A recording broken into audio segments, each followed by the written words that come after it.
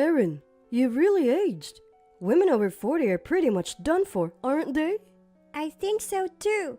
Compared to the moms of other kids in my class, she's the oldest, and it's embarrassing. Yeah, I get it. Mom doesn't need to come to school events anymore. It's better if only Dad comes. I totally understand how you feel, Paul. To be honest, I regret marrying her. Right. Recently, my husband Joseph and our son Paul have been having these kinds of conversations right in front of me. I am Erin, 42 years old. I live with my husband, who's 5 years younger than me, and our 10-year-old son. Joseph works for a cosmetics company.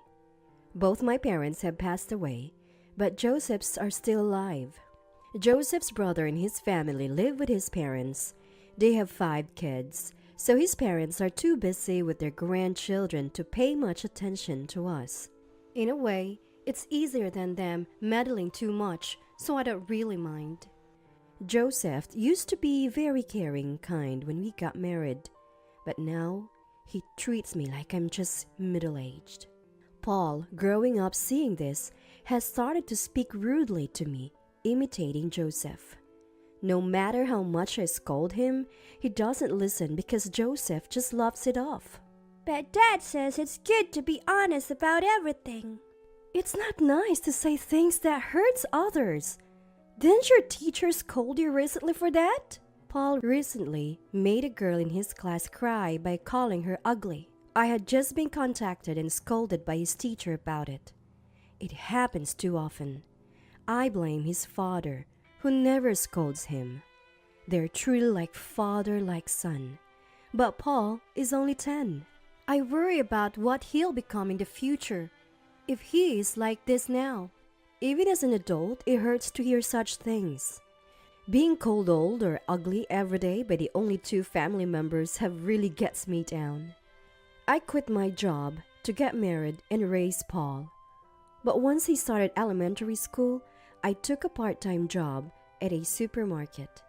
Actually, that's where I met Joseph.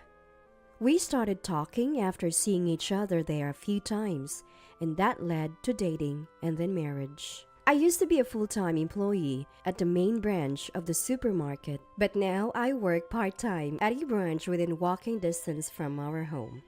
Lately, I've been working weekends too, and the manager is happy about it. Are you sure it's okay? What about your husband and son?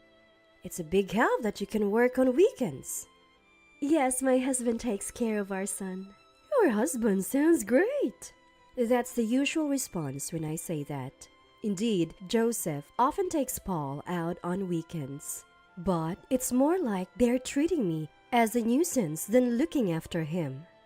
Erin doesn't need to come with us. Yeah, it's more fun just with Dad. It'd be embarrassing if people thought Erin was part of the family. I don't want people to think my mom is someone as ugly as her. That's what they say about me. So he's far from a good husband. If you give me more allowance, I might go out with you, Paul sometimes says. That must be Joseph's influence. I already give you a monthly allowance. It's not nearly enough. Telling him to spend it more wisely doesn't help. He almost always spends it all on the same day he gets it. It goes on snacks and games, just frivolous things. An ugly woman should stay home alone. It's Mom's fault. She doesn't give me enough allowance. Saying that, Joseph and Paul left again today. I've been working on weekends lately, but the manager told me to take a break and relax with my family for once, and I couldn't refuse bluntly. I felt too embarrassed to admit to him that I was being ostracized by Joseph and Paul. After finishing the cleaning and laundry, I let out a big sigh. Having nothing else to do, I thought about going shopping for the first time in a while. A little stroll outside would be a nice change of pace. I enjoyed some window shopping, but then realized I didn't particularly want anything. Before I knew it, I found myself in front of a restaurant we used to visit often when Paul was still in preschool. Back then, Paul didn't talk back like he does now, and Joseph was still kind. I almost teared up thinking about those times. No matter how fondly I recall the past, it won't change the present. I left the place with that thought. A bit further away, I heard a familiar voice and turned around. What? There were Joseph and Paul with an unfamiliar woman, looking like a happy family, entering the restaurant without noticing me. Who was that woman? Paul was smiling at her, a smile he had never shown me. Back home, the image of Paul's smile kept flashing in my mind. Their close behavior didn't seem like they had just met yesterday. Had Joseph and Paul been meeting that woman on their outings? Then the worst thought crossed my mind. Was she Joseph's?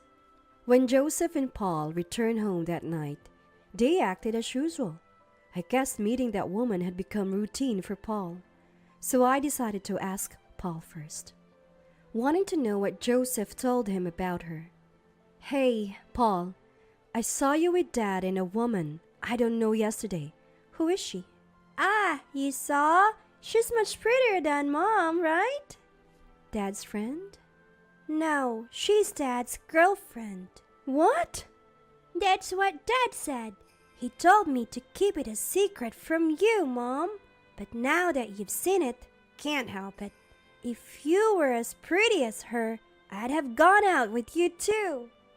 I was speechless at Paul's words, smiling, and shocked that Joseph had brazenly introduced his affair to Paul. I couldn't pretend not to know anymore. That night, I confronted Joseph with what I saw and what Paul said, planning to discuss it away from Paul, but Joseph said there was no need to hide it since Paul knew everything already. So we talked in the living room. Paul sat on a kitchen chair, silently listening. I had no choice but to ask about the woman. Joseph admitted to the affair without hesitation. I was actually thinking of talking about it soon. What do you mean? Layla is crazy about me and desperately wants to marry me.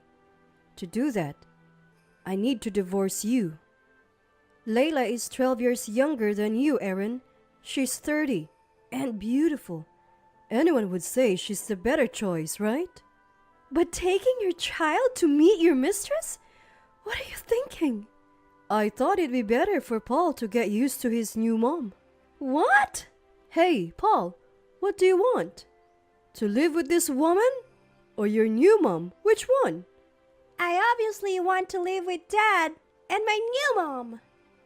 The nuisance should just leave. Paul!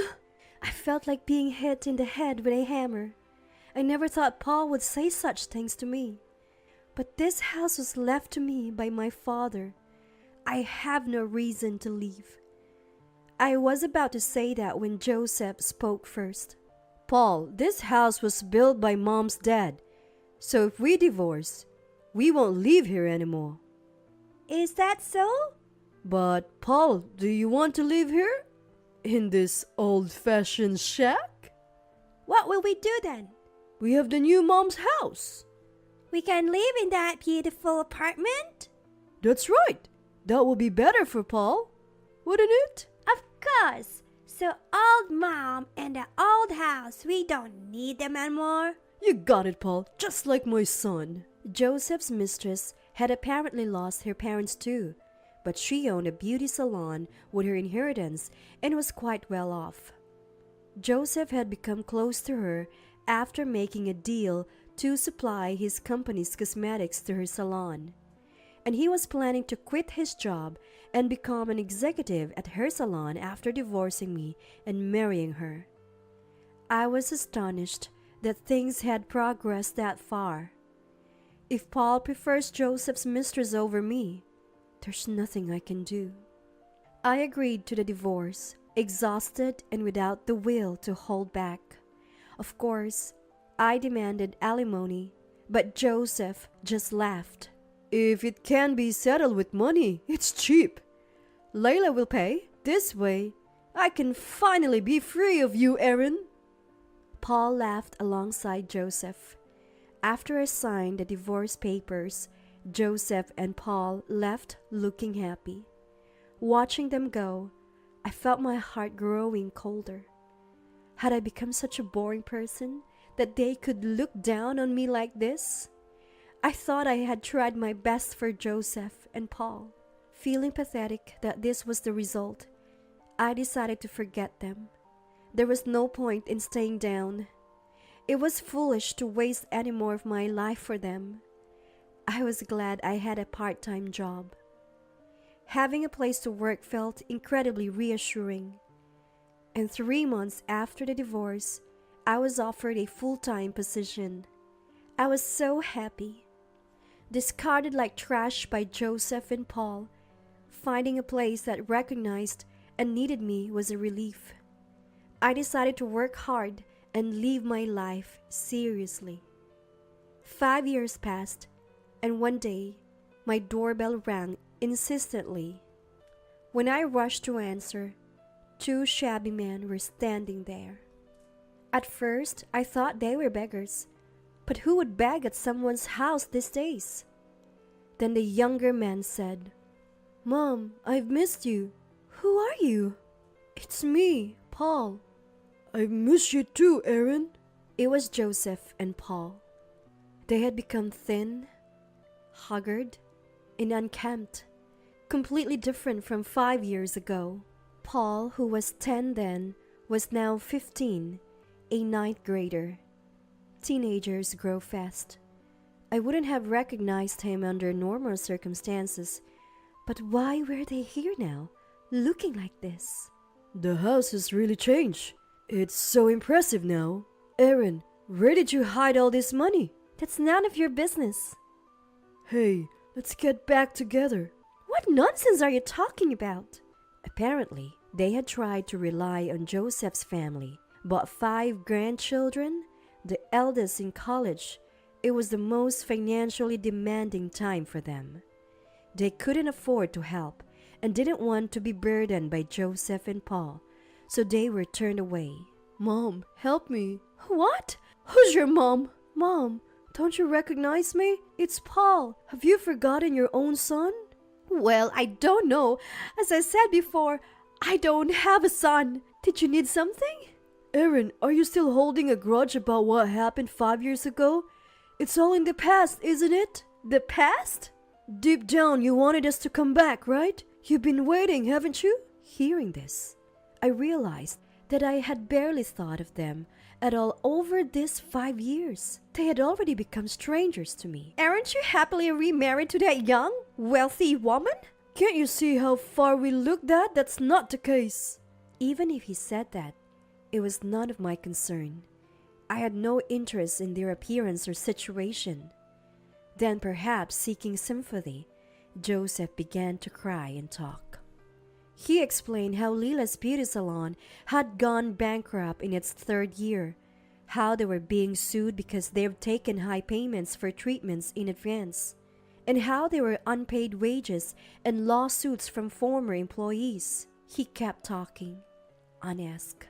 Layla was working nights, but blamed Joseph for not doing enough sales, forcing him to work part-time at a grocery store and as a day laborer at construction sites to pay off debts. Paul was burdened with all the household chores, allowed only 1 meal a day, and told to drop out and work. "So what? How is any of that my concern?" "Help us! Layla hasn't been home for a week. All my earnings go to debt payments, and without Layla's income, we have nothing to eat." "I don't care about your problems." "I always preferred you to her. Dad betrayed you, so it's understandable you're angry, but I'm your son." "Aaron, are you betraying me?" "I was just a kid taken away by Dad. Please, Mom, let me stay here. I want to go to high school and I'll use my allowance wisely." "Allowance?" To think they expected me to feed them, send Paul to school, and even give him an allowance? And not a single word of apology from either of them? Like father, like son. "I am your son, Mom. You can't abandon me. A mother can't ignore her struggling son. Paul, you planning to come back here alone? Well, Dad's divorced from you, so he's a stranger now, but it's different for me. Do you even know the truth, Paul? The truth? Paul is just like me, a stranger to Aaron. Even if Paul wants to live comfortably here, I won't let him do that. What do you mean? Paul's biological mother had passed away shortly after he was born. For a while, Joseph's parents took care of him, but they couldn't manage with their own young kids. Eventually, they gave up. That's when Joseph, with baby Paul, started coming to our supermarket. I felt sorry for him and ended up marrying him on Paul's first birthday. I thought of Paul as my own son and decided to raise him with care. Initially, Joseph was grateful and helped around the house, and I was glad to be married. But as Paul started elementary school, Joseph stopped helping and started saying, "You're cold to him because he's not your flesh and blood," whenever I scolded Paul for misbehavior. It became harder to scold Paul after hearing that so often, and so Paul became a child who spoke rudely and looked down on others. I tried my best to correct his behavior, but Joseph's tacit approval only made Paul more disrespectful. Moreover, after Paul chose Joseph's mistress over me as his mother, any maternal feelings I had for him had vanished. That's why I felt no sympathy for Paul now, pleading for help while arguing with Joseph. I realized I could never be his mother. Maybe we were never that close after all. Some families are close despite not being blood related, but I couldn't be that way. And I didn't want to become his mother again. That was my honest feeling, and there was nothing I could do about it. Can you two, who are unrelated to me, stop standing in front of my house in such a shabby state? It's a nuisance, so please leave. That's harsh. What if at that time? What? 5 years ago, if you had said you wanted to live with me, even without blood ties, I was ready to go through any hardship to raise you. Mom, you chose to leave me first, Paul, so I am no longer your mother. Don't come here again, and you too, Joseph. At my words, Paul and Joseph both slumped their shoulders. Then as I said those words, my husband Brian came home. What's wrong? Welcome home. Aaron, you remarried? Yes, 2 years ago. Who are they? Some people from the past, but they were just leaving. I had told Brian about my divorce and my son. He probably realized that these two were my former family. Without saying a word to them, Brian turned his gaze back to me. I'm home. What's for dinner? Your favorite meat and potatoes. Looking forward to it. Let's go inside. You're done here, right? Brian put his hand on my back and glared at them. They stood there stunned, but I entered the house with Brian, closing the door behind us. Later, Joseph's wife was arrested for fraud.